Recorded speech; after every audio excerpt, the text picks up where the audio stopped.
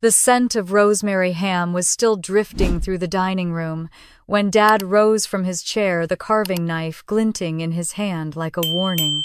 The fire crackled behind him, Christmas lights blinking softly along the mantel, but the warmth in the room vanished the moment he cleared his throat. "Before we open gifts," he said, voice steadier than the trembling in his knuckles, "I have an announcement to make." The table fell silent. Bryce stopped bragging mid-sentence, fork frozen in the air. Tessa lowered her phone. Mom set down the serving spoon so quietly it barely touched the tablecloth. I felt the shift, that heavy familiar tension that always came right before the Mercers burned another holiday to the ground. Dad inhaled sharply. "I've sold Mercer Mill Works," he said. "The deal is finalized. $50 million. Bryce jerked upright like someone had yanked a string in his spine. Tessa gasped. Mom's hands flew to her mouth. I sat still, fingertips barely touching the stem of my wine glass. I'd been waiting a long time for this moment, longer than anyone here knew. Bryce sputtered, "Dad, you what?" Tessa slapped both palms on the table. "To who? Why didn't you tell us?" Dad lifted his chin with that domineering pride he'd carried for as long as I'd known him. "Summit Enterprises," he declared. "A reputable private equity firm. They'll take good care of our legacy." Bryce nodded quickly, desperate to regain footing. "Well, at least it's a big player. Maybe we'll still get our inheritance." I let the corner of my mouth lift only slightly. "Dad," I said quietly, "who signed the contract?" He looked at me, confused I'd even spoken. "Summit Enterprises," he repeated. I couldn't stop the soft laugh that escaped. "Dad, I own Summit Enterprises." And in an instant, the entire Mercer family froze. No one breathing, no one speaking, the Christmas lights blinking across faces, pale with disbelief. Mom blinked first, eyes darting from me to Dad as though she'd misheard everything. Bryce's mouth opened and closed, like he'd lost the ability to form words. Tessa leaned back so hard her chair creaked. Dad grasped the table edge, knuckles white. "What did you just say?" he murmured. I didn't need to answer. The truth hung in the air like a spark ready to ignite. I'd been quiet my entire life, silent through every slight, every dismissal, every assumption that I was the least capable Mercer at this table. Tonight, silence wasn't my ally, truth was. But before any of them could speak, the tension in the room snapped back into its old formation. Bryce pointed at me with a shaky hand. "Dad, don't listen to her. She doesn't know anything about the family business." Tessa chimed in, her voice rising in pitch. "Exactly. She left Bend. She hasn't been part of Mercer Millworks in years." Their panic was almost nostalgic, a return to the Mercer family's favorite sport, erasing me before I even had space to stand. I took in the scene, Dad gripping his knife like a gavel, Bryce sweating, Tessa trembling, Mom trying to appear composed while her eyes betrayed her. I hadn't planned to reveal anything tonight. I only came home to sit through another holiday where I'd be spoken over like a decorative chair. But when Dad announced the sale, when I heard the number $50 million fall from his lips like a victory he never expected, that changed everything. I set my napkin on my lap, feeling the familiar texture of the linen grounding myself. "Dad," I said, voice calm, "Summit Enterprises didn't approach you out of the blue." He frowned. "What are you talking about?" Bryce scoffed loudly. "Oh, please, Hannah. Don't pretend you were involved in any of this." Tessa nodded eagerly. "Dad, she's just trying to make herself look important." I looked at them both and felt a strange, unexpected sympathy. They didn't understand. They'd never understood. Mom finally spoke. "Hannah, sweetheart, what do you mean you own Summit Enterprises?" Her voice shook. It wasn't suspicion. It was something closer to fear. Fear that she'd always known I had built something bigger than any of them imagined. I turned my gaze to her for a brief moment. "Mom, the question isn't whether I own Summit Enterprises. The question is why Dad didn't ask who was behind it." Dad stiffened. "Why would I? Summit is a firm, not some." His words died. I saw it, the first flicker of dread. The first glimmer of recognition that the world might not be what he thought it was. Bryce, failing to regain control, slammed his palm onto the table. The silverware jumped. "Enough, Hannah, stop acting like you have some role here. Dad and I run the business. You don't even live here anymore." His voice carried the entitlement he wore like cologne, strong enough to choke the room. I lifted my chin. "You're right, Bryce. I don't live here anymore. But that doesn't mean I disappeared." Tessa narrowed her eyes. "Then why come back tonight? Why now?" I held her stare, and for the first time she looked away first. "Because," I said softly, "I knew tonight was the night everything would change." Mom's face paled. She knew the truth all along. She knew I wasn't the girl who left Bend years ago, with nothing but a duffel bag and a heart full of bruises. She knew I'd built something in Seattle, something powerful, something real. I folded my hands steady as stone. "You all deserve to know what's been happening," I said, "but I won't argue across a table full of food." I rose from my chair. "Dad, can we step aside? There are things you should hear without an audience." Bryce barked a laugh. "There's nothing she can say that matters." I met his eyes. "Then you won't mind listening." Dad pushed back his chair slowly. He didn't look confident or angry or proud. He looked confused and maybe for the first time afraid he didn't understand his own daughter. Mom quickly stood and touched his arm. "Greg, maybe we should hear her out." But before he could respond, I added quietly, "One more thing." All three of them stared, waiting, breath held. "Mercer Millworks wasn't sold because it was thriving," I said.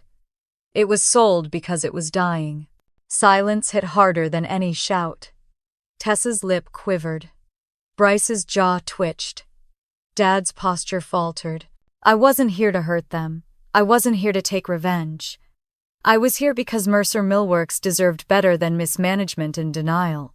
And because the truth, my truth, could no longer stay buried under Christmas lights and family pride." Dad finally nodded, the smallest nod but enough to shift the ground beneath us. "Fine," he said quietly.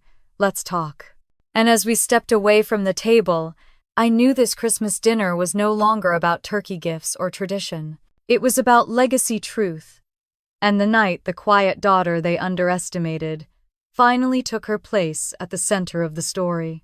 When the dining room door closed behind Dad and me, the murmurs from the table dimmed into a muffled hum like distant static.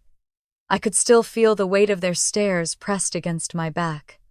Bryce's indignation, Tessa's panic, Mom's trembling worry. But as soon as the hallway swallowed us, another memory stepped into their place, one I'd tried to bury for years. The last night I ever tried to belong in this family. I was 24 the night Dad told me I wasn't cut out for real business. The words came back with such clarity, it felt like he'd whispered them behind me. We were standing in this same hallway. I'd just asked if I could shadow him at Mercer Millworks for a week, hoping to learn something, anything that would make me feel less like an outsider in my own family. He'd laughed, patted my shoulder, and said, "Quiet girls don't lead companies, Hannah. Let your siblings handle the business. You're better off with an office job." I remember nodding, pretending it didn't burn. But it did. It burned so deeply it shaped the person I became. Dad faced me now, older lines etched deeper around his eyes. "What's going on, Hannah?" he asked. "What are you trying to say?" But before I could answer, another door creaked open behind us. Mom stepped into the hallway, her face pale, her voice low. "Greg, let her talk." Those words hit me harder than anything Dad had said at dinner, because years ago she hadn't said a word. She'd stood behind Dad silent while he shut every door I tried to open. But now she was standing beside me. A small shift, but a seismic one. "Dad," I began, choosing each word carefully. "You asked who I think I am. To answer that, you need to understand who I was before I left Bend." He frowned as if I'd spoken in another language. I couldn't blame him. He'd never cared enough to see beyond the role he'd assigned me. "I didn't leave because I hated this family," I continued. "I left because I finally realized I could work my entire life to prove myself, and it still wouldn't be enough. Dad opened his mouth, but I lifted a hand. He stopped. Even that surprised him. When I was a kid, I said all I ever wanted was to be part of Mercer Millworks. I used to sit in that office, I pointed toward the door behind him, and imagine myself helping you build something lasting. Memories spilled in before I could stop them. Bryce getting a miniature hard hat for Christmas, Tessa getting a designer sketchbook, and me receiving a hand-me-down calculator Dad didn't remember giving me the year before. He'd smiled and said, "Useful, right?" I'd held it like a treasure. I was 9. I wanted to learn, I whispered. I really did. But every time I tried, Bryce laughed. Tessa rolled her eyes, and you... I swallowed. You told me leadership wasn't in me. Dad's jaw flexed. I never meant. You didn't have to mean it. I heard it. Behind him, Mom's breath caught. I didn't look at her because if I did, my voice might crack and I needed it steady. Years of being talked over at this dinner table, ignored at family meetings, dismissed in ways too small to scream but too sharp to forget, they all landed between us. I left Bend, I said, because I knew if I stayed, I'd never find out who I could be on my own terms. Dad's shoulders dropped an inch. Not enough to signal surrender, but enough to show he was listening. When I moved to Seattle, I was scared, I admitted. I didn't have a plan. I didn't have money. I didn't have connections. All I had was the certainty that staying here meant becoming invisible forever. It was the truth, raw and unvarnished. The version of my life no one in that dining room had ever bothered to ask about. I drew a breath. I started small, really small. Entry-level finance. Long hours. A roommate who ate my groceries. A car that died every winter. I let out a soft, humorless laugh. I walked to work in the rain so many times I thought my shoes might dissolve. Dad's frown deepened. Maybe he was picturing the daughter he barely knew, trudging through cold Seattle mornings, trying to build a life far away from the family she still wanted to belong to. But I kept going, I said, because every time I felt like quitting, I heard your voice saying I wasn't made for big things, and I refused to let you be right. Mom stepped closer, hands clasped at her waist. Hannah, she whispered, why didn't you tell us how hard it was for you? I turned to her, my chest tightening. Because whenever I tried to talk about work, you two changed the subject to Bryce or Tessa. I didn't fit in your version of this family anymore. The hallway swallowed the silence that followed. It wasn't angry silence. It was the sound of truths too heavy to ignore. Do you remember, I asked Dad, when I applied for that administrative position at the mill, the one I worked up the courage to ask for? He nodded stiffly. You told me you didn't want to complicate things and suggested I find something less demanding. Dad's gaze shifted downward, shame creeping over him. I wanted to be part of this family's legacy, I said, but every time I reached for it, the door shut in my face. Mom pressed a trembling hand to her chest. We didn't know, she said softly. Hannah, we truly didn't know. My throat tightened. You didn't look, I said gently. That's not the same. Dad ran a hand down his face, suddenly looking older. So when you left, you weren't running away. No, I said. I was running toward something. I just didn't know what yet. Dad exhaled. Then what did you find out there? For the first time since dinner began, I felt a spark of the woman. I'd become the one who had built something powerful, something no Mercer had ever expected. I found out, I said slowly, that quiet doesn't mean small. It means focused. And strength doesn't always shout. Sometimes it whispers until it becomes undeniable. Dad blinked, unsure how to respond. Mom touched his arm. Greg, she's right. I turned toward the living room, where the murmured voices of Bryce and Tessa drifted faintly through the walls. They were waiting for Dad to come back and re-establish the hierarchy, restore the Mercer order they'd always relied on. But the order was already gone. I looked back at Dad. I didn't leave because I didn't love this family, I said. I left because it was the only way to love myself. Mom covered her mouth as tears filled her eyes. And the truth is, I added, every step I took away from Bend, I took with this family still in my heart. Even when you pushed me out, I carried Mercer with me. Dad's voice broke. Then why didn't you tell us what you were becoming? Because if I told you 8 years ago that I was building something big, I said quietly, you wouldn't have believed me. You might have even laughed. Dad's breath stilled. And if I failed, I continued, I didn't want that failure tied to Mercer. I wanted it to be mine alone. A moment passed, one loaded with years of misunderstanding, buried resentment, and unspoken longing. Then Dad whispered the words I'd never imagined hearing. I'm sorry.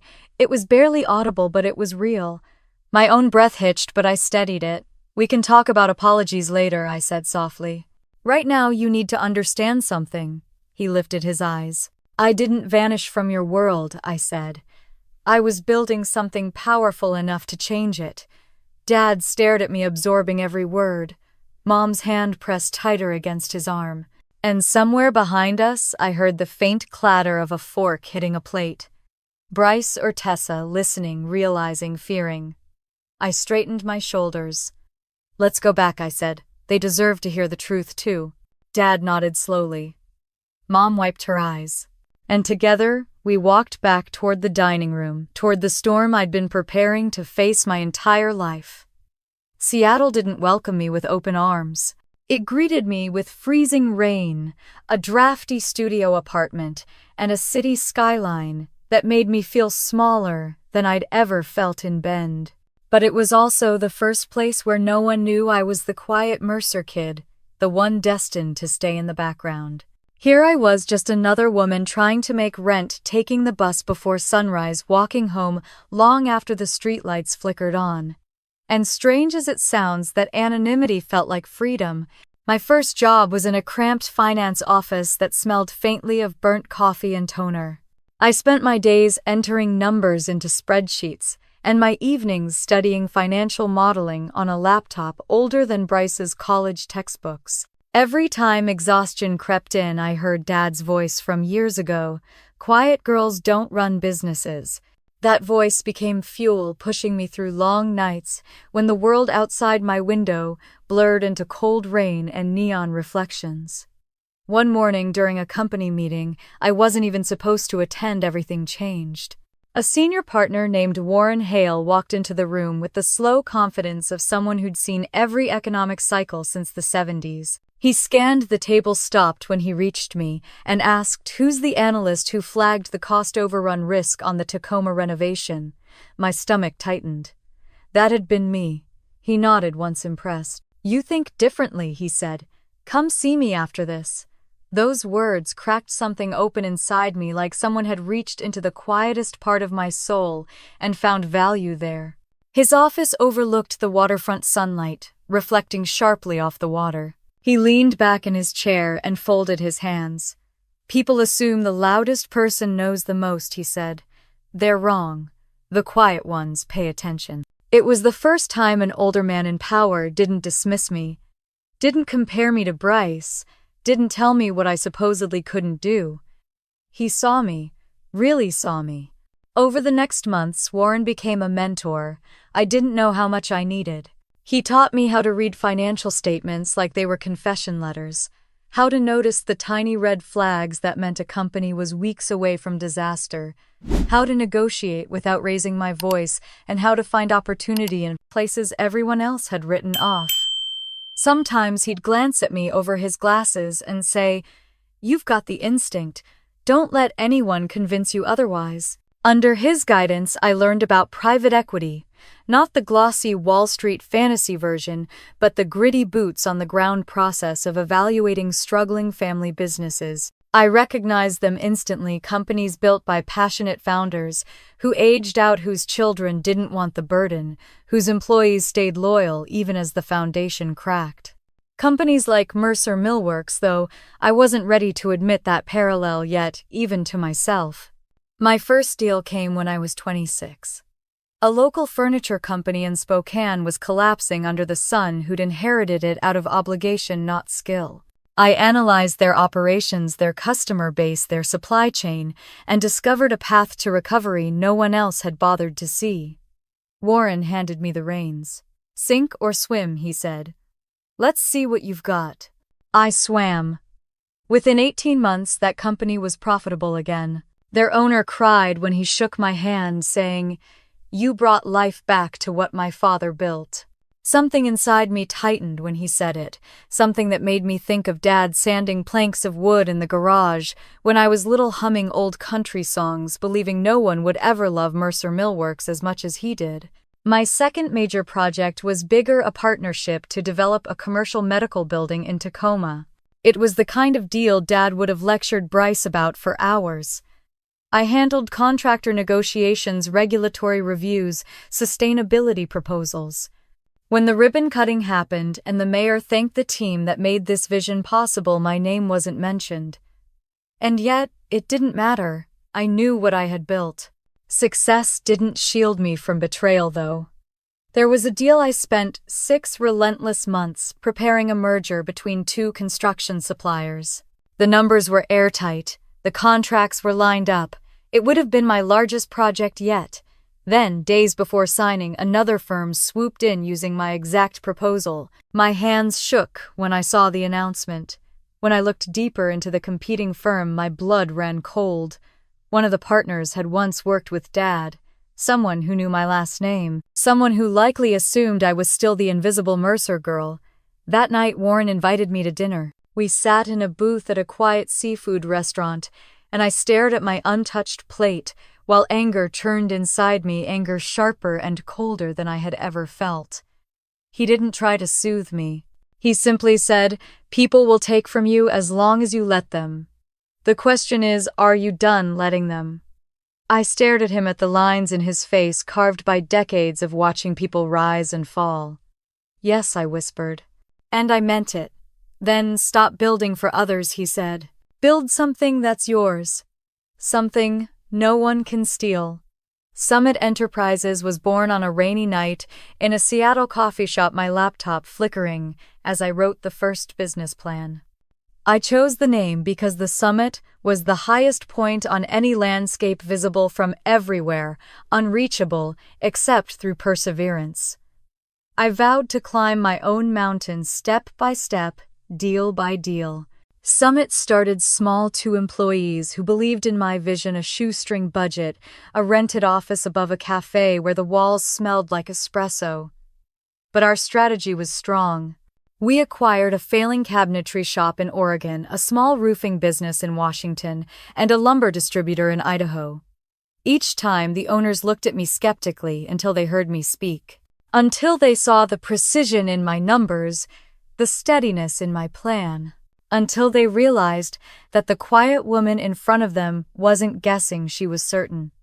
In 4 years, Summit Enterprises grew from nothing to managing more than $300 million in assets. We built commercial properties, revitalized failing companies, and earned a reputation for rescuing family businesses from the edge. But there was one company I couldn't bring myself to touch: Mercer Millworks. Every few months, I'd look up the contracts Dad was winning or losing. I noticed when suppliers switched. I noticed when old clients drifted away. I noticed when the board vacancy stayed unfilled and rumors spread of mismanagement. I noticed everything because somewhere deep down I still cared. Then one day, an email landed in my inbox from a name I hadn't seen in years, a former employee of Mercer Millworks. The subject line simply read, "She needs you." Inside was one sentence: "The company won't survive another year." My breath caught. I hadn't spoken to him in almost a decade. He had no stake in reaching out to me, but he knew who I had become. He knew I could help. That night, as Seattle rain hammered against my windows, I opened Mercer's financials and studied them line by line. The truth was undeniable. My family's legacy was dying, and the people running it were too blind or too proud to see it. I didn't decide to acquire Mercer Millworks out of spite. I didn't do it to hurt Bryce, or humiliate Tessa, or challenge Dad's authority. I did it because someone had to save what was left. Someone had to protect the employees who had given their lives to the company. Someone had to stop the slow collapse before it was irreversible. And because whether they wanted it or not, I was still a Mercer. When I signed Summit's letter of intent, my hands didn't shake. My heart didn't pound. It wasn't revenge. It was responsibility. And as I sat in that hallway outside the dining room, listening to the faint echoes of my family, wondering who I'd become, I realized something profound. I hadn't built Summit to spite them. I'd built Summit so that one day I would finally be strong enough to walk back into this house and not disappear. Tonight was that day. The first thing I noticed when I pulled into the Mercer Millworks lot that fall morning was the silence. Not the productive early shift silence I remembered from childhood, the steady hum of saws warming up the gravel crunching under trucks, the low chatter of workers grabbing coffee before the day started. No, the silence was heavy, abandoned, like a building holding its breath. I stepped out of my rental car and took in the sight of the place that had once been Dad's pride-chipped paint on the warehouse walls, a forklift sitting lopsided with a flat tire, a stack of lumber warped from rain exposure. Mercer Millworks had always been a little rough around the edges, traditional, old-school, stubbornly handmade. But this was neglect. A man in a worn canvas jacket stepped out from the side door, wiping his hands on a rag. It took him a few seconds to recognize me. "Hannah," he asked, disbelief mixing with a bittersweet smile. It was Raymond, one of the longest-serving machinists, a man who used to sneak me peppermint candies when Dad wasn't looking. "It's been a while," I said. He sighed. "You picked a hell of a time to visit." Raymond wasn't one to gossip, but even he couldn't hide the truth. Over the next 15 minutes, he told me everything Dad hadn't said and everything Bryce had tried to hide. Orders delayed, supplies short, contracts slipping, employees quitting in waves, customers complaining about quality issues they'd never seen from us before. "There's talk," he said quietly, glancing around as though the machines could overhear him. "Talk that the next generation isn't ready, that the company's bleeding from decisions made in offices not on the floor." I didn't have to ask who he meant. Bryce had been managing operations for nearly a year. The damage was everywhere. I thanked Raymond and made my way across the yard, heading toward the main office. The closer I got, the more my stomach tightened. Windows streaked with dust. A shipment sitting unopened by the door. A clipboard lying in the dirt, its pages warped from last night's rain. Details Dad would have never tolerated. Inside, the place was worse. Phones ringing, unanswered paperwork stacked haphazardly, the receptionist's desk empty. Even the familiar scent of pine had thinned, replaced by something synthetic and stale. I pushed open the door to the conference room and froze. There, printed bold across a wall-mounted whiteboard, was a budget reallocation chart with Bryce's signature stamped on the bottom. Under cost savings measures, a bullet point glared at me. Switch to low-grade supplier Idaho. Estimated savings 32%. Low-grade supplier. Every cell in my body tightened. That explained the warped boards, the rejected shipments, the angry clients. I took a photo of the board, then paced slowly around the room, letting my eyes scan every detail. Underneath a pile of outdated brochures, I found another document, this one marked revision. The numbers had been altered with sloppy corrections, costs, shifted liabilities hidden. And Bryce had signed those too. A sharp ache pressed behind my ribs. Summit Enterprises had rescued companies from worse situations than this, but seeing it here in the company I once begged to be part of felt different. Personal. The sound of footsteps pulled me from my thoughts. A young woman stepped into the room carrying a stack of folders. She nearly dropped them when she recognized me. "Miss Mercer, I'm so sorry, I didn't know you were visiting." I gave her a small, reassuring smile. "Just Hannah." "And you are Emily," she said. "Executive assistant. Or, I guess the only assistant left." She hesitated before lowering her voice. "A lot of people have been quitting. Why? I asked gently. Her expression tightened. Because the management team stopped listening. They keep treating problems like annoyances instead of warnings. She paused, then added, Your father doesn't see half of what's happening. People are scared to tell him the truth now. Everything goes through Bryce. The words hit like a hammer. Dad had built Mercer Millworks with his own calloused hands. He'd trusted Bryce to take over not because Bryce was ready, but because Dad couldn't imagine his legacy passing to anyone else. Even when the truth was right in front of him, he refused to see it. Do you have a few minutes to talk? I asked. Emily nodded quickly and led me to her cubicle. She pulled up emails, invoices, supply chain messages, receipts of the slow, painful unraveling happening from the inside. She wasn't vindictive. She wasn't trying to get anyone in trouble. She just didn't want the company to collapse around her. When she finished showing me everything, she whispered, I love this place, Hannah. My dad worked here before me. But if something doesn't change soon, there won't be a place to save. I thanked her, leaving her with the assurance that things wouldn't stay this way, not if I had anything to do with it. As I walked toward Dad's old office, the one he'd spent half his life in, I hesitated before touching the doorknob. I expected to find the familiar space of my childhood, Dad's navy mug, his wall of framed projects, the smell of cedar. Instead, the office felt abandoned, like someone had tried to rearrange it and then stopped halfway through. Photo frames overturned, papers half-filed, dust clinging to the corners. On the desk sat an unlocked laptop. I shouldn't have looked. But I did.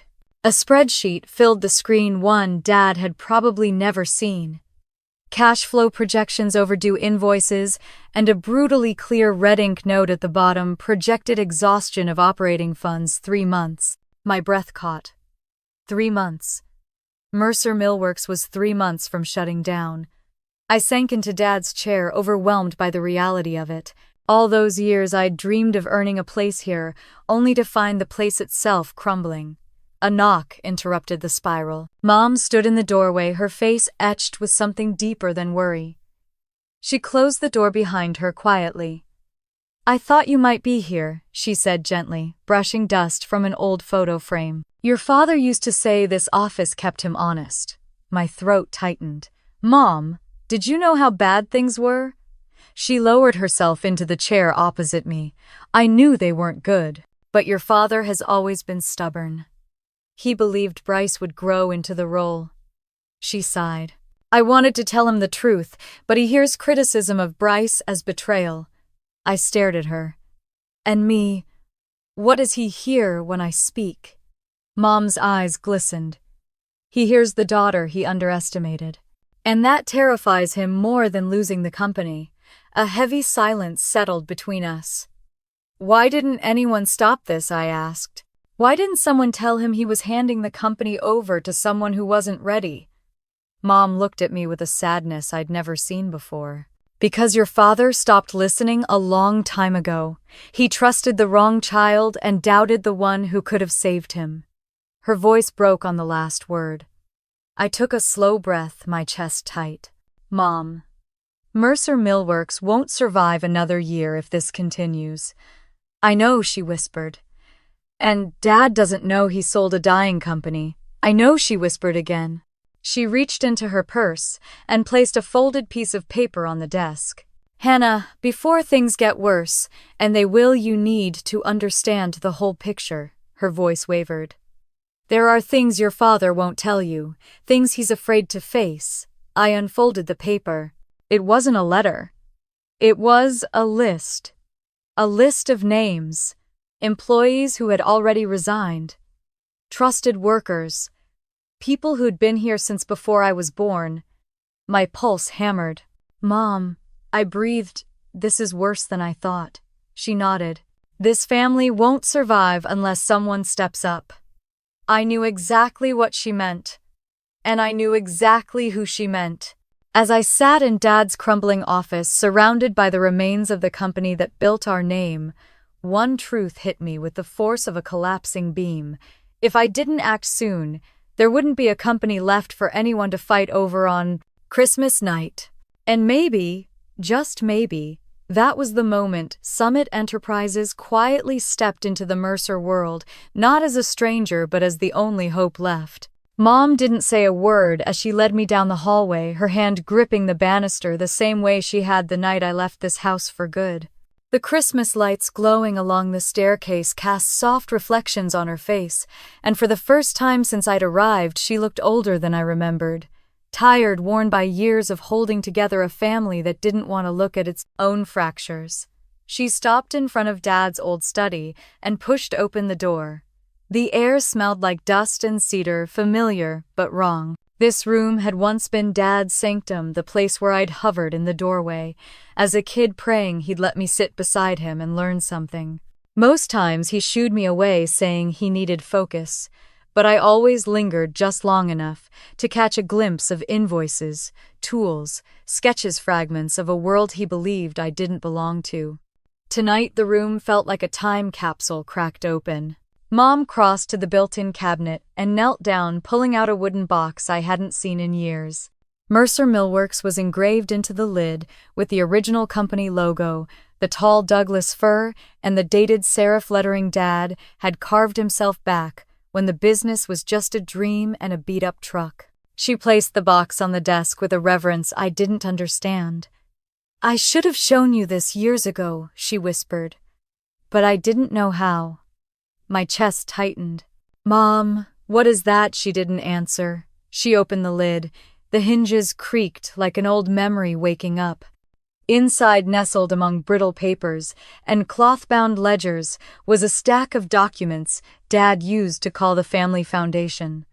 Contracts, personal letters, early payroll records, and beneath it all, a thick envelope sealed, once then torn open its edges, jagged like someone had pried it apart in a hurry.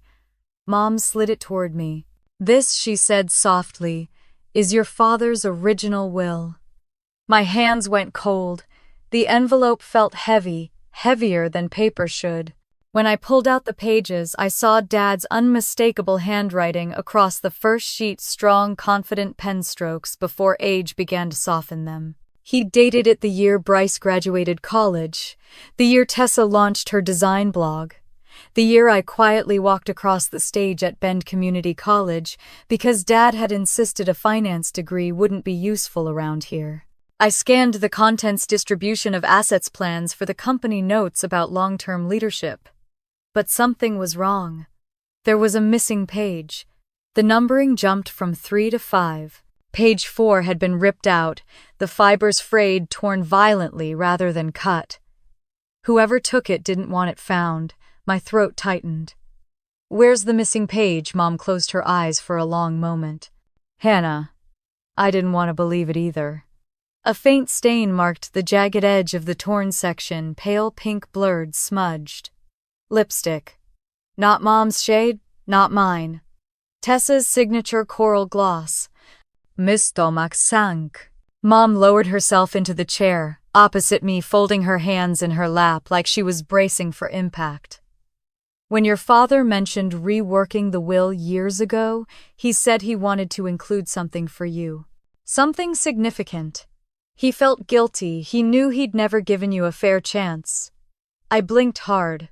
What did he want to give me? "The same opportunity he gave Bryce," she said gently. "A stake in the company. A voice. A future here." My breath caught. For the first time, Dad had tried to give me a piece of the world I'd spent my entire life trying to earn. And someone had taken it. "Mom, did Dad know the page went missing?" "No," she whispered. "And by the time I found out, he'd convinced himself Bryce could handle everything. He would have blamed himself, not the child he favored." I swallowed the bitterness rising in my throat. "Why didn't you tell him?" Mom's eyes filled. "Because he wouldn't have believed me. And by the time I considered telling him again, it felt too late. The damage was done. My pulse hammered behind my sternum. Years of being dismissed, overlooked, spoken over. It wasn't just neglect. It had been manufactured, forced, erased on purpose. Tessa. Her voice echoed in my memory, sharp, defensive, always claiming things as hers, even before she held them. "If Dad gives her anything, I'll lose everything." I never realized she meant it literally. Mom reached across the desk and placed her hand over mine. I kept this box because I knew one day the truth would matter. I didn't know how or when, but I knew it would come. And tonight, it did. I held the damaged will between my fingers, feeling the weight of everything stolen from me. Everything I never even knew was meant to be mine. But the betrayal didn't sting as sharply as I expected. What hurt wasn't that Tessa had torn the page. It was that Dad had never bothered to wonder why I'd vanished from the family narrative in the first place. "Mom," I whispered, "the company is falling apart. Bryce destroyed supply chains. Tessa bled the budget dry. Dad turned a blind eye. And the people who've been here for decades are the ones paying for it." "I know," she said, voice breaking. "And your father will be heartbroken when he finally sees the truth." A quiet fury flickered inside me, not anger toward Mom or even toward Dad, but toward the pattern that had shaped all of us for too long. Favoritism, denial, comforting lies. "This can't continue," I said. Mom nodded. "I agree." I closed the box, gently feeling the grooves of the old wood under my palms. "Mercer Millworks isn't dead yet," I said.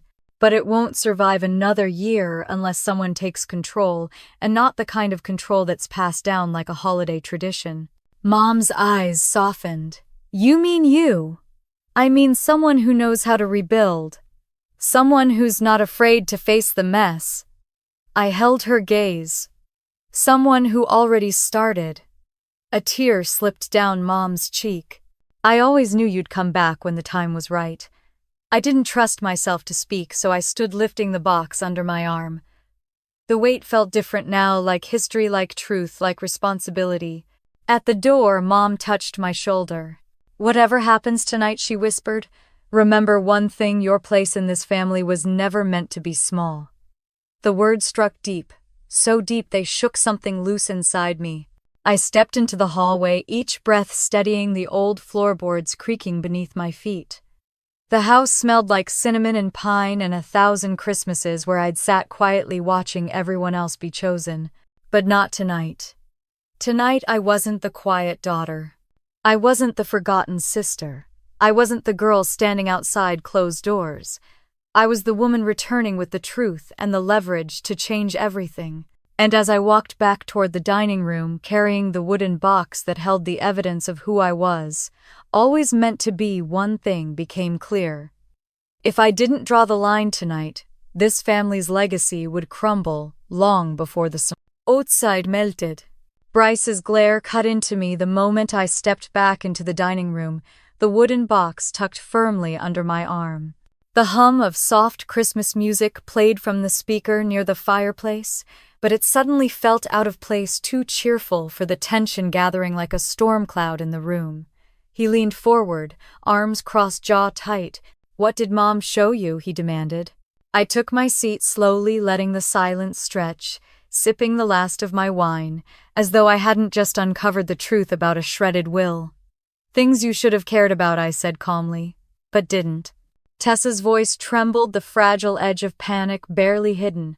"She's hiding something, Greg. She came here with a plan. She's trying to ruin everything." Dad's eyes flickered between the three of us, utterly lost.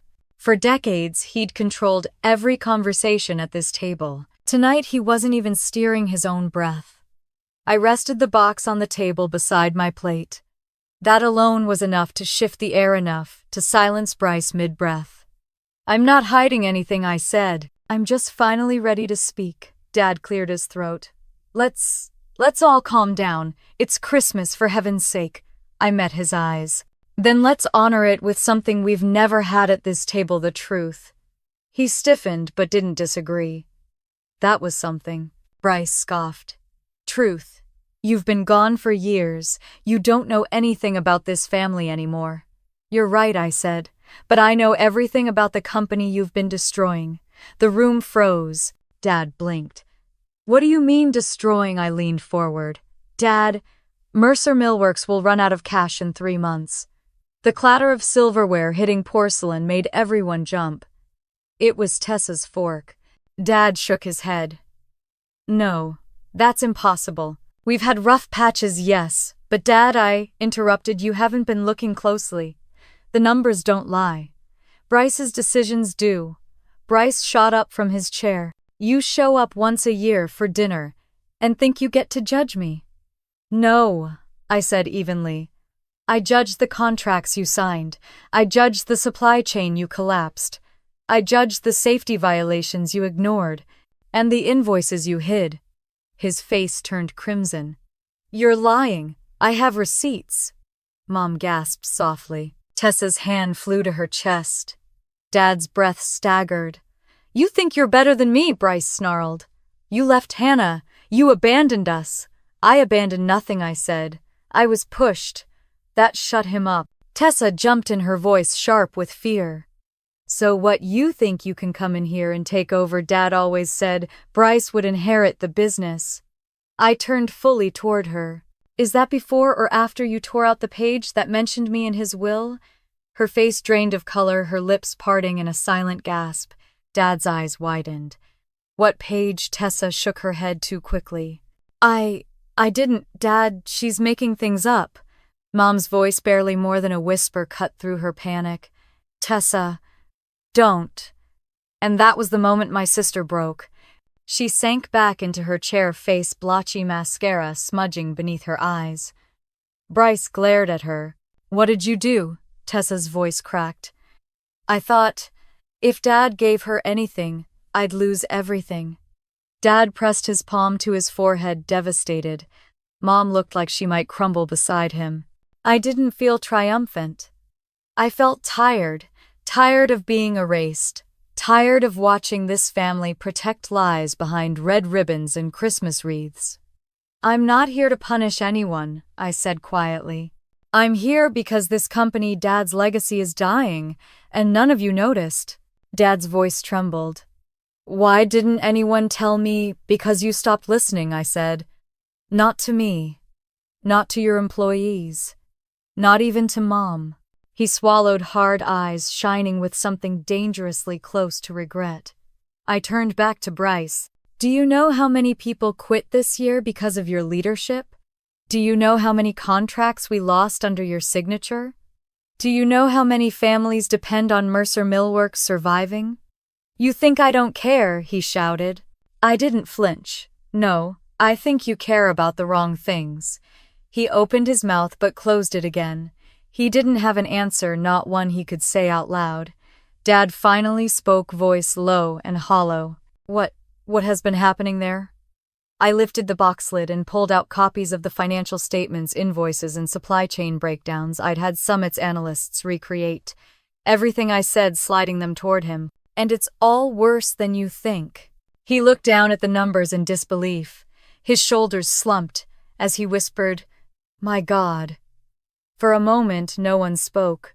The crackling fire became the only sound in the room, the flames dancing violently against the stone hearth, as though reacting to the tension. Then Tessa whispered, Why did you come back, Hannah? Really? The question wasn't accusatory this time. It was small, fragile, a piece of her that had never learned how to be anything other than fearful. I answered honestly, because someone had to save what's left, and because this family deserves the truth before everything collapses. Dad covered his mouth with his hand, staring at the documents. If this is true, then why did Summit buy Mercer Millworks? I stood slowly. Every head lifted. Because I said summits aren't reached by the people you expect.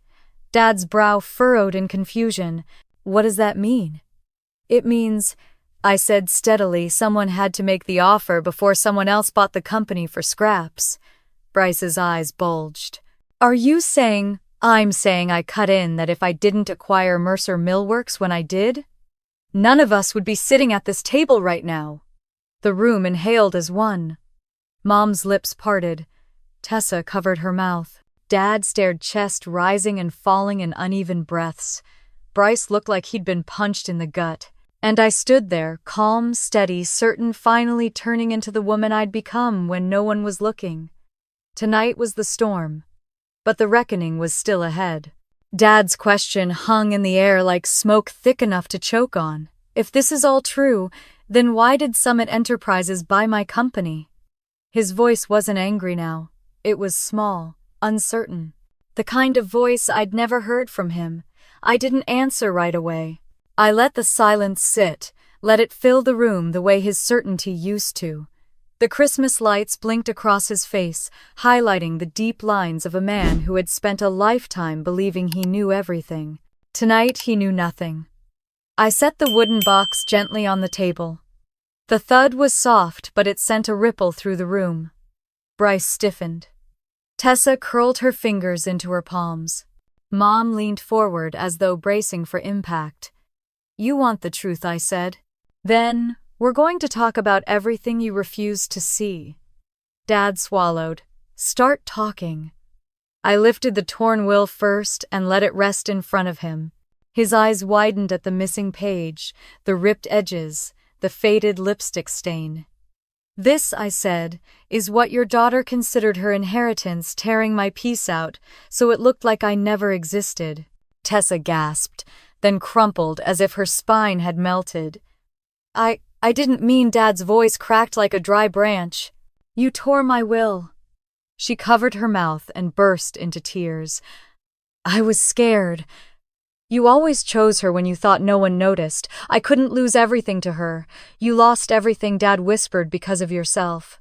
Tessa sobbed harder, shoulders shaking. Bryce stared at her betrayal and disbelief twisting his expression. But I didn't let the moment linger. "Dad," I said, "this isn't just about the will. It's about the company. And the truth is, Mercer Millworks was dying long before Summit appeared." Bryce shot up from his chair. "You don't know anything about running a mill." I met his fury with calm. "I know the numbers. And the numbers don't lie." He barked out a laugh. You've never even set foot in the lumber yards." "Actually," I said, sliding a folder across the table, "I walked every inch of them this fall." "Want to see the reports?" Dad flipped it open and the horror in his eyes grew with every page. Quality failures, rejected shipments, supplier complaints, safety violations, photos of warped lumber, screenshots of emails Bryce ignored. "What is this?" he croaked. "The mess your son created while you trusted him with your legacy." Bryce's face flushed deep red. "You think you're better than me." "No," I said. "I think I'm honest about what I'm capable of." "Something you've never done." Mom inhaled sharply. Even she hadn't expected me to say it out loud. "You're attacking me because you're jealous," Bryce snapped. "Jealous I'm the one Dad chose. I didn't raise my voice. I didn't need to." "Dad didn't choose you. He settled for you." The room went silent except for the crackling fire. "You were never ready," I said softly. "You treated the company like a safety net, not a responsibility. You signed contracts you didn't understand. You cut corners. You gambled with employees' jobs." "Stop it," he growled. "I will," I said, "when you take responsibility." His jaw tightened, but he had no words. Tessa cleared her throat, voice hoarse. "This is too much. Hannah, why are you doing all this? Why come back now?" My eyes softened, but my answer didn't. Because someone had to tell the truth before this family went down with its own delusions. Dad bristled. "Delusions?" I leaned forward. "You wanted Bryce to be your successor so badly that you blinded yourself to who he actually is. And you doubted me so deeply that you never saw who I became." He opened his mouth, then closed it again. "Mom," whispered Greg. "Listen to her," I continued. "You think Summit Enterprises bought Mercer Millworks because it saw potential? No. It bought the company because it saw an emergency." Dad stiffened. "Emergency." "Dad," I said gently, "Mercer Millworks was 3 months from bankruptcy." The shock on his face was painful to witness. His shoulders fell. His breath shook. For a moment he wasn't the founder or the patriarch. He was just a man realizing his life's work had been crumbling beneath him. "How?" he whispered. "Look at the financials I left on your plate," I said. He flipped pages, face pale. "These numbers, these losses. Why didn't Bryce tell me?" I didn't soften my tone. "Because he didn't know how to fix it. And he was too proud to admit it." Bryce stood frozen, anger gone, replaced by something far more human: failure. Dad rubbed his eyes. I thought you were happy in Seattle. I thought you'd moved on. I did, I said quietly, but I never moved away from who I was. Then I placed the final folder on the table, sliding it toward him with slow, steady purpose. What's that? He asked. The purchase agreement, I said. He reached for it cautiously, as if touching something fragile. His eyes scanned the front page. Then he froze.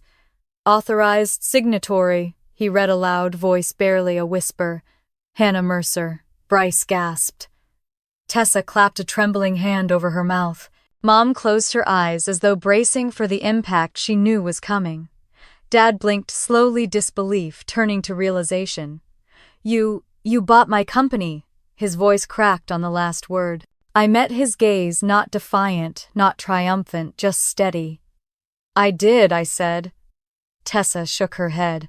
No, that can't be real. It's real, I said gently. Every page, every signature. Dad pressed his fingertips to the contract like it was burning his skin. But why? A single tear slipped down Mom's cheek. I took a breath that felt like it carried 8 years of silence. Because if I didn't buy Mercer Millworks when I did, there wouldn't have been a company left for any of us to sit here and fight over tonight. No one spoke. Dad's voice trembled. You saved us, I saved the company, I said. Whether it saves us, that depends on what we do next. The fire crackled again, and the tension in the room shifted, not dissolving but transforming. This wasn't the end. This was the unraveling before the truth. And the truth was only just beginning. The room didn't move. Not a breath, not a twitch, not even the fire dared to crackle after the words left my mouth. I bought Mercer Millworks. For a moment, it felt like the earth itself had paused in disbelief, holding still to witness what my family refused to believe for years, that the daughter they dismissed had quietly built an empire strong enough to buy the legacy they'd taken for granted. Dad clutched the contract as if it were a foreign object. Bryce stared at me like he was trying to see through my skin, searching for the sister he used to talk over at dinner. Tessa's mascara-stained eyes blinked rapidly, as though she could blink the truth away.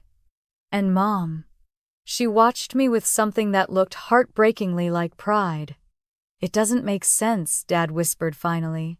You run Summit Enterprises. I don't run it, I said. I built it. From nothing. Bryce barked out a laugh. You did not build a multi-million-dollar firm. Stop pretending you're something you're not. I didn't look at him. I didn't need to. I opened the folder in front of him and laid out the portfolio summaries of Summit's acquisitions. 12 companies, hundreds of employees, contracts spanning Washington, Oregon, Montana, and Idaho. Cascade Furnishings, Dad muttered, recognizing the first name. They were collapsing 5 years ago. They're profitable now, I said. Columbia Steelworks, he continued, his voice cracking. That was one of the biggest regional deals that year. That was ours, I confirmed. Tessa leaned back like her chair might give out. No, you're lying. Then read, I said simply. Dad's eyes moved down the list, growing wider with every line. I watched something shift in him, a slow, painful unwinding of assumptions so old they had become part of his bones. How long have you been doing this? He whispered. 4 years since Summit was founded, I said. 8 since I left Bend. Bryce's face contorted with disbelief. But you don't have a business degree. No, I said calmly. I have grit. And numbers don't care what degree hangs on your wall. His frustration grew desperate. That doesn't make sense. Where did you get the money? Who funded you? Who told you how to do any of this? I finally met his eyes. I learned from the best. People who actually valued me. People who saw what none of you ever bothered to look for. Mom choked back a soft sob. Dad pressed a trembling hand to the table. Hannah, why didn't you ever tell us? I steadied my breath. Because if I'd told you 8 years ago that I wanted to build a private equity firm focused on construction and manufacturing, you would have laughed. Or worse, you would have tried to take control of it. Dad's mouth tightened, memories flickering behind his eyes. Memories of every time he'd told me to stay quiet, to stay small, to leave business to the real Mercers. Tessa spoke next, voice barely audible. So, all this time, you were becoming someone powerful, I nodded once. I wasn't hiding. I was building. She whimpered like she'd been struck. But Dad always said you were too quiet, too soft, not a leader. I turned to her. Dad was wrong. The fire cracked sharply as if agreeing. Tessa buried her face in her hands. Bryce glared at me, rage and humiliation colliding in his expression. You could have told us, he snapped. You could have warned us. You never listened, I said. You never wanted to. I reached into my bag and pulled out the due diligence binder, thick, heavy, full of every detail Bryce never noticed. I placed it in front of Dad. This is why Summit made the offer, I said. Mercer Millworks was failing. Fast. And if Summit hadn't stepped in, someone else would have bought the company for scraps. Dad flipped through page after page, his hands shaking. Cash flow projections, liability summaries, supplier complaints, employee exit reports. This, he said weakly, this is worse than I imagined. It was worse than that, I replied. You didn't see half of what Bryce and Tessa were doing behind your back. Bryce sprang up again. You're twisting things. I was trying to modernize the supply chain. You were cutting corners, I said. And people lost their jobs because of you. He looked at Dad desperately. Tell her she's wrong, but Dad didn't speak. He was staring at something else, the signature page of the purchase agreement. Authorized signatory, he read aloud, barely breathing. Hannah Mercer. The room collapsed into silence again. Tessa wiped her cheeks. So all this time? You were the one buying us out. I didn't buy you out, I said. I bought us time, Dad whispered. Hannah, you saved the company. I gave it a chance. I corrected. But what happens next is up to all of us. Mom stood slowly, walked around the table, and placed her hand on my shoulder, gentle, steady, full of the kind of support I'd spent my entire life pretending I didn't need.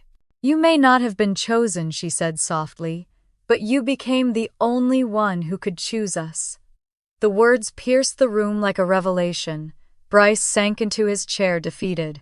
Tessa stared at the table, tears clinging to her lashes. Dad looked at me with a mixture of awe and grief. Grief for the decades he'd wasted underestimating the wrong child. Finally, he asked, what happens now? I took a slow breath. Now, I said, we rebuild Mercer Millworks the right way. The flames in the fireplace flickered, brighter shadows dancing on the wall like the start of something new, something none of them saw coming. And I realized this wasn't the moment they learned I owned Summit Enterprises. This was the moment they understood what that truly meant. The future was mine to shape. And the reckoning wasn't over yet. Dad's fingertips trembled on the edge of the expansion plan, as if the paper itself might burn him. The dining room, once loud with accusations and brittle pride, fell into a charged quiet. The only sound was the faint whistle of wind slipping through the old window frames. Everyone stared at the thick binder I'd placed at the center of the table, the blueprint for what Mercer Millworks could become if we had the courage to face what it was now. Bryce scoffed first, though his voice cracked halfway through. Dad, you're not actually considering her plan, are you? She left. She doesn't know anything about how things work here anymore. I turned a page slowly, letting the sound of it slice through his denial. I don't know how things work, I said. Bryce, I know exactly how things work. I spent 2 years studying every contract, every supplier, every cost of goods sold. I know this company better now than you ever did while standing in it. His jaw clenched. Tessa looked between us like she was watching two realities collide and couldn't decide which one to fear more. Dad didn't speak yet. His eyes scanned the first page, then the next. And as he read, I saw something unravel inside him, that stubborn certainty he'd always worn like armor. "Start from the beginning," he said quietly. I nodded and pulled the binder closer to me. "Mercer Millworks should have been a regional leader for custom millwork by now," I began. "You built a name people respected. The craftsmanship was unmatched. Customers trusted you. Employees were loyal. That kind of foundation is rare." Dad blinked, slowly absorbing every word. "But legacy doesn't pass itself on," I continued. "And leadership isn't inherited like an old flannel shirt. It's earned. And in the last decade, Mercer Millworks lost its footing not because the market changed, but because the company stopped growing." Bryce muttered.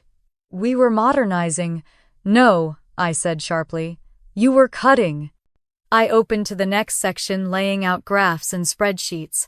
Here's what the company needed: a second production facility for overflow capacity, a sustainable supply chain, upgraded machinery, a dedicated commercial development team. Dad frowned. "That sounds like something a corporation, not a family business, would need." "This is exactly why Summit bought Mercer," I said, "to keep it from dying." He rubbed his temples. "Show me the rest." So I did. I flipped to the regional map. Yellow highlights marked opportunity zones across Idaho, Montana, and southern Washington. "These regions are booming," I said. "Construction up, commercial contracts up, demand up." But Mercer Millworks stayed in Bend, and hoped tradition would carry it forward. "Tradition doesn't win bids, Dad. Efficiency does." He inhaled slowly the truth, landing with painful clarity. "And that's why you paid full price," Mom murmured. $50 million. "Yes," I said, "because I wanted you and Mom secure for the rest of your lives. No more scraping, no more worrying. You deserve that after 40 years of building something out of nothing." Dad lifted his head. "But if you bought the company, you could have paid less. You could have asked for a deal." "I didn't want a deal," I said firmly. "I wanted to earn it. I wanted Summit to be chosen because it was the best partner, not because I'm your daughter." Silence filled the room, but this time it wasn't heavy. It was reflective. Tessa whispered, "What else does the plan say?" I flipped to the workforce section, the part that meant the most to me. "It says we invest in people," I replied. "Not shortcuts, not vanity projects, not empty promises." I slid forward a page listing the core changes: workforce retention, leadership training, apprenticeship programs for locals who grew up here, better safety protocols, real opportunities for workers to move up. Dad swallowed hard, eyes glistening. He knew what this meant to the employees who'd stood beside him through every storm. Then I turned to Bryce. "And yes," I said firmly, "it includes a place for you, if you want it." He stared at me, caught between hope and humiliation. "What kind of place?" "Project coordinator," I said. "Entry level, the role I started in." His face flushed. "You expect me to start at the bottom. I expect you to start where the real work begins," I replied. "If you want to lead someday, you need to understand every bolt and board first." I had to. You will too. Dad watched him with a gaze I'd never seen, steady, firm, yet hopeful. Tessa cleared her throat. "And me," I turned to her next. "You have design talent," I said honestly, "but not discipline, not structure. If you want to help Mercer, you'll join the commercial development design team and train properly. Learn costs, learn regulations, learn clients." Her lip quivered. "You mean I actually have to work?" "Yes," I said gently. "Because entitlement isn't a job title." Dad let out a breath that sounded almost like relief. Mom wiped a tear discreetly. "This," Dad whispered, tapping the binder, "this could work." "It could actually work." "It will," I said. "If everyone in this room commits to earning their place instead of assuming it." He nodded slowly, an ache crossing his face. "I should have done this years ago. I should have prepared all of you. I should have stayed ahead instead of staying comfortable." "You did what you knew," I said softly. "But now it's time to do better." The room quieted again. Then unexpectedly Bryce spoke, not loudly, not angrily, but with something raw. "What if I can't do it?" he said. What if I'm not like you? I stepped closer, standing directly in front of him. You won't be like me, I said. You'll be like you, and that's enough if you try. His eyes dropped, and for the first time in years he looked like the little boy who once tried to build birdhouses with Dad's leftover scraps. Tessa's voice broke next. Hannah, I don't know if I can change. I've never been strong like you. You don't need to be me, I said. You just need to stop running from who you are. Tessa wiped her cheeks. But what if I fail, then you stand up? I said. That's how growth works. Dad placed his hand on the binder again, his voice thick with emotion. I thought I was building a business for my children, but I didn't realize one of them would build a future for all of us. The words hit me like a soft, unexpected blow. Not painful, but deeply human. I looked around the table at each of them. Bryce with his shaken pride, Tessa with her fragile fear, Dad with his stunned humility, Mom with her quiet strength.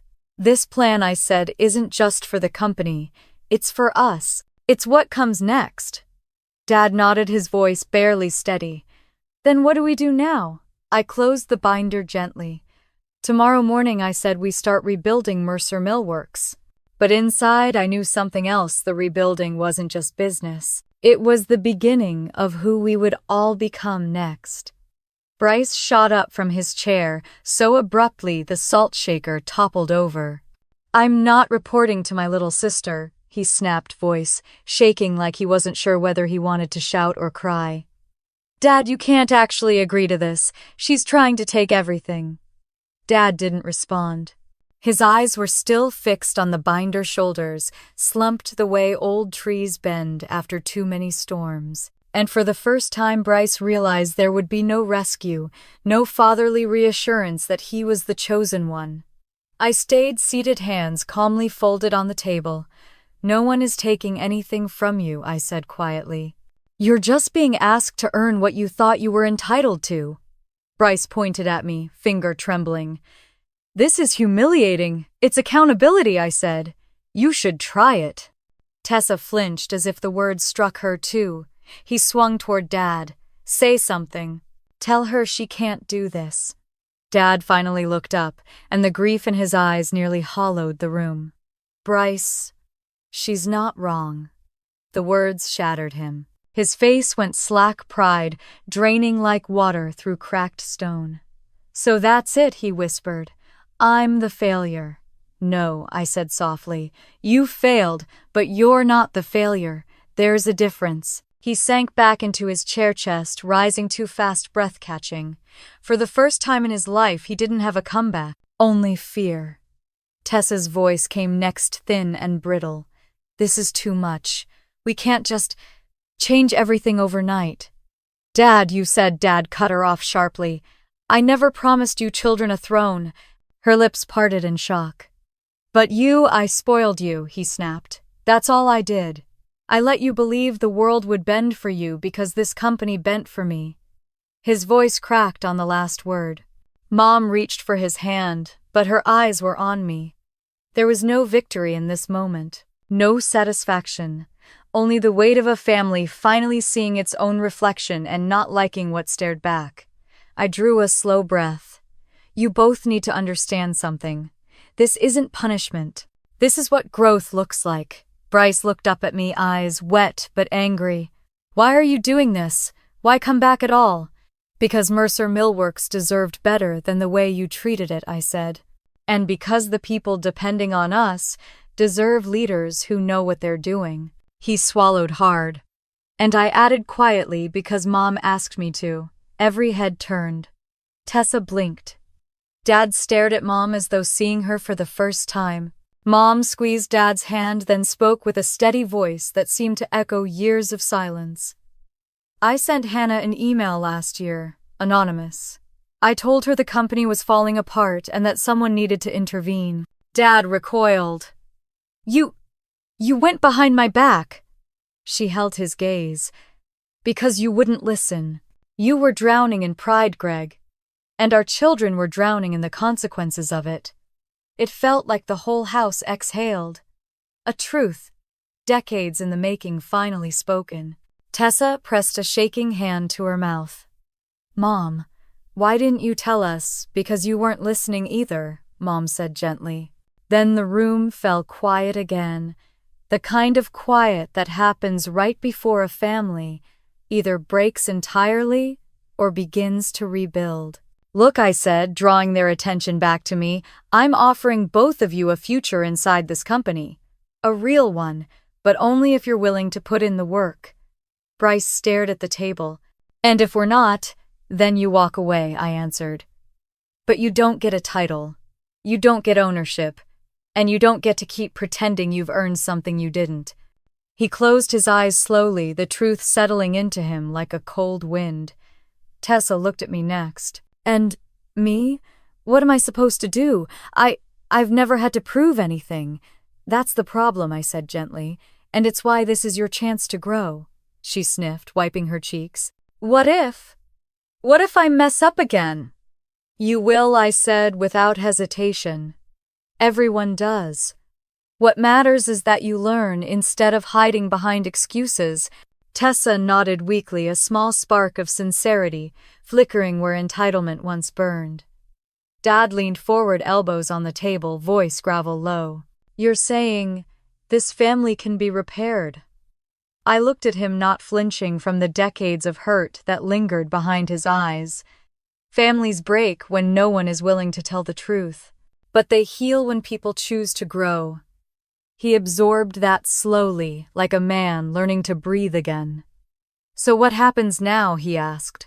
"Now," I said, "we each face the consequences of who we have been so we can become who we need to be." Mom nodded in quiet agreement. For a long moment no one spoke. The fire popped, the clock ticked, outside snow began brushing against the windows. Then Bryce whispered, "What do you want me to do?" I met his eyes. There was no arrogance now, no posturing, just a tired young man who'd been raised to believe he deserved a crown he never learned how to wear. "You start at the bottom," I said. "Same as I did." He didn't argue this time. "And me?" Tessa asked with a trembling breath. "You'll train," I said. "Really train. Your designs will be judged by merit, not by family name." Her nod was small but real. Dad leaned back, closing his eyes, his voice raw. "Hannah, I didn't realize how badly I'd failed you." "You didn't fail me," I said quietly. "You underestimated me. That's different. And now we get to fix it."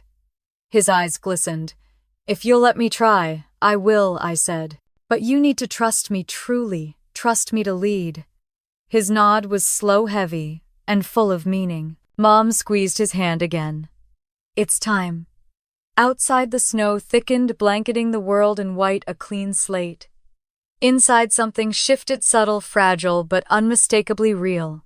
A beginning, not of forgiveness, not of forgetting, but of change. And as I looked around the table at Bryce's shaken humility, Tessa's quiet resolve, Dad's bowed head, Mom's steady strength, I knew this was the moment everything would pivot. "They thought the revelation ended tonight," I murmured to myself. But the real work and the real healing was just beginning. Bryce was waiting for me at the mill gate before sunrise, standing under the buzzing street lamp like a man preparing for a verdict. Snow dusted his shoulders, his breath visible in the frigid air. Gone was the expensive jacket, the polished boots, the cocky tilt of his chin. He looked like a boy again, scared, unsure, finally stripped of the armor entitlement had given him his whole life. "I'm here," he said quietly. "If the offer still stands." I studied him for a moment. His eyes held something new, not arrogance, not defiance. Humility. A willingness to start over. "It stands," I said.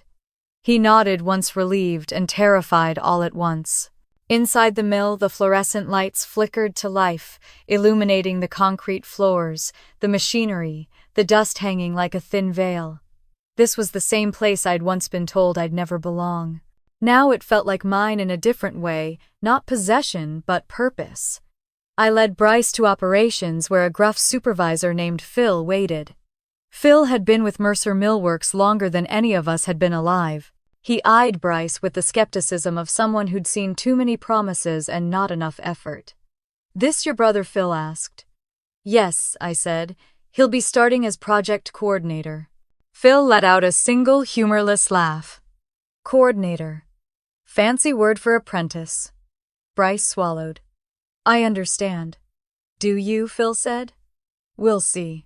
I watched the two shake hands, Bryce's grip hesitant, Phil's firm. For the first time, Bryce didn't flinch at being treated like a newcomer. Small victories mattered. I left them to it and walked to the new design office we'd set up in the old conference room. Tessa was there already, sitting at a drafting table with a steaming mug of coffee she clearly hadn't touched.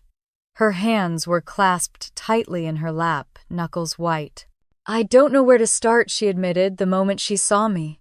"That's fine," I said. "Starting is the important part." She nodded, then opened her sketch pad. Her first design was beautiful. Elegant lines, rich colors, completely impractical for commercial development. "This is lovely," I said honestly. "But it won't pass code." Her face fell. "I thought so." "Let's fix it," I said, pulling a chair beside hers.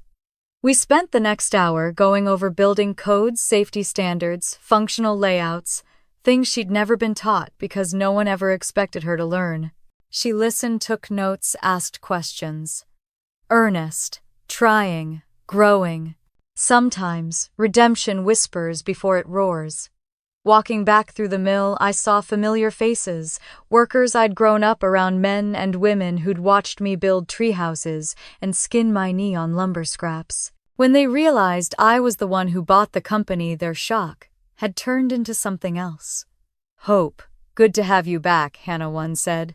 "You're gonna save this place," another murmured. "He didn't make promises." I just nodded, letting their faith settle into me like warmth. By afternoon, Summit's consultants arrived, engineers, auditors, supply chain specialists. They walked through the plant with me, taking notes, asking sharp questions, examining equipment Bryce had ignored.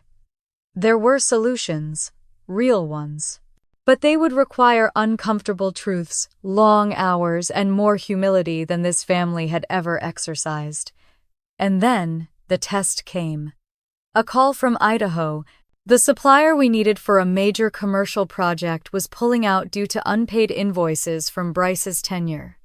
If we didn't fix it, we'd lose a contract worth millions. I walked fast toward operations, where Bryce stood reviewing safety guidelines with Phil. "Bryce," I said, "we have a problem. Idaho supplier is threatening to pull." Phil cursed under his breath.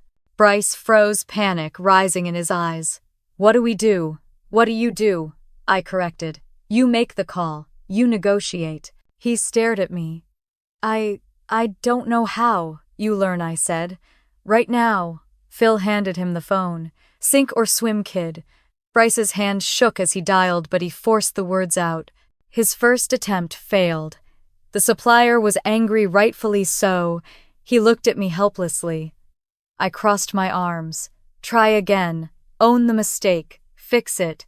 He took a breath, steadied his tone, apologized without excuses, and proposed a revised payment schedule with improved terms on future orders. This time the supplier softened. By the end of the call, the relationship was salvaged. When Bryce hung up, he looked at me almost shyly. "Did I do okay?" "You did the job," I said. "That's more than you've done in years." Something fragile and real flickered across his face. Later that week, Tessa had her own test. A hospital renovation in Montana needed a redesign, fast, efficient, and compliant. She stayed up late, drawing, redrawing, rethinking every detail. When she handed me the final draft, her hands shook. "Be honest," she whispered. "I studied the plans. Clean, functional, thoughtful. You passed," I said. Tessa let out a breath that turned into a shaky laugh. "I didn't think I could." "That's because no one ever asked you to," I said. "You're stronger than you've acted." Her eyes filled, but she blinked the tears away. Healing looks different on everyone. A week later, we had the first family dinner since Christmas. No shouting. No hidden agendas. Just quiet conversation over chicken and roasted vegetables. Mom kept staring at us like she was afraid the moment would vanish if she blinked too long. Midway through dinner, Bryce cleared his throat. "Hannah." I looked up. "I was wrong," he said simply. "About everything. It wasn't dramatic. It wasn't rehearsed. It was the truth finally spoken." Tessa added, "I don't want to compete anymore. I want to contribute." Dad lifted his glass not as a patriarch demanding respect, but as a man humbled by the children he'd misjudged. "To the new Mercer Millworks," he said, "and to the woman who saved us, I didn't toast to myself. I toasted to all of us, broken, flawed, but finally willing to grow." The next afternoon, as I left the mill, the air crisp and bright with winter sun, I paused beneath the new sign we'd installed. Mercer Millworks, a Summit Enterprises flagship. It felt right, honest. Full circle. My phone buzzed in my pocket. A message from Warren, my mentor in Seattle. "Call me." A new offer just landed, a large one, big enough to change everything again. I stared at the screen as a slow smile formed. I had rebuilt my family. Now it was time to decide what I wanted for myself, and for the first time in my life, that choice was entirely mine. Snow drifted lazily outside the dining room window, settling over the yard in soft white layers that made everything look cleaner, calmer, newer. A year had passed since the Christmas that broke us open, and now the house hummed with a warmth I hadn't felt since childhood. Laughter flowed lightly between rooms, the fireplace glowed with steady confidence, and for once the air didn't feel like a minefield waiting to explode under a wrong word. When I stepped into the room, everyone looked up, not with suspicion, not with resentment, but with genuine welcome. Bryce stood first. "Hey," he said, offering a small, earnest smile. "We were waiting for you." Tessa scooted a chair out for me, her eyes bright, in a way I didn't recognize from the girl she'd been a year ago. "Sit next to me. I want to show you something later." Dad rose slowly, his movements careful but strong, and when he kissed my forehead there was no hesitation. "Merry Christmas, sweetheart." The word sweetheart didn't sting this time. It felt earned, not because I'd needed his approval, but because we'd finally learned how to meet one another without the weight of old expectations. As we all settled around the table, Mom emerged from the kitchen carrying a tray of gingerbread cookies shaped like little tools, tiny hammers, saws, and planks. She set them down laughing. "Your father said it would be symbolic." Dad grinned sheepishly. "We're a Millworks family. We build things, and rebuild them," I added. His smile softened. "And rebuild." The meal was simple and peaceful. No shouting, no slammed forks, no bitterness. Just the easy comfort of a family learning how to exist without tearing itself apart. The new version of Mercer holidays tasted like roasted squash, warm bread, and second chances. After dinner, Bryce tapped his fork on his glass. "Okay, I need to say this before I lose my nerve." We all turned toward him. He swallowed hard. "Last year I acted like the company was owed to me. Like leadership was my birthright just because I was the oldest son. I was wrong." His voice steadied. "I thought starting from the bottom would humiliate me. But it turns out, it saved me. It gave me purpose. Real purpose." He glanced at me, gratitude shining through. "Thanks, Hannah, for giving me a chance I didn't deserve." I felt my heart swell heavy and full. "You earned the second one," I said. "Not me." Next to him, Tessa dabbed her eyes. "My turn," she sniffled. "I didn't just tear a page out of Dad's will. I spent years tearing holes in this family and pretending they weren't there. I wanted things to look perfect from the outside because I felt so insecure on the inside." She reached for my hand. "You were the strong one all along. And I'm learning. Strength isn't about being loud. It's about being responsible. Thank you for showing me that." I squeezed her fingers gently. "You rebuilt yourself, Tess. I just pointed at the blueprint." Mom sighed in that way mothers do when they're proud, relieved, and emotional all at once. Dad rested his hand over hers, their fingers intertwined like they'd rediscovered the rhythm of partnership. When the plates had been cleared and the tree lights dimmed to a soft glow, Dad fumbled in his pocket. I have something for you, Hannah." He handed me a small wooden box. Not the same old founder's box. This one was new, carved by hand, the grains still crisp and raw. "Open it," he urged. Inside was a small wooden gavel, polished, beautifully weighted. "The old one I used was too worn," he said with a faint smile. "This one is yours. For meetings, for decisions, for the future." Emotion climbed my throat, warm and overwhelming. "Dad, you're the leader Mercer Millworks needed," he said simply. "And the daughter I should have seen a long time ago." For once I didn't need to hide my tears.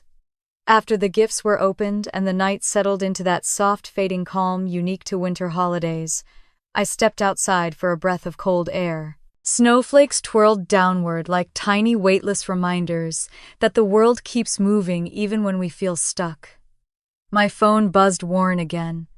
"We need to discuss the offer," his message read. "It's a big one. Big enough to put Summit on the national map. Call me when you're ready." I slipped the phone back into my coat pocket and looked up at the sky, the stars barely visible behind drifting clouds. For the first time in my life, the future didn't feel like a door someone else kept closed. It felt like a wide-open road waiting for me to choose the direction. Behind me, laughter floated through the window. My family changed, but still ours. I thought about the girl I used to be. The quiet daughter. The overlooked one. The invisible piece of a legacy I thought didn't want me. And I realized something. I didn't rebuild Mercer Millworks because they finally saw me. I rebuilt it because I finally saw myself. And that was the real miracle.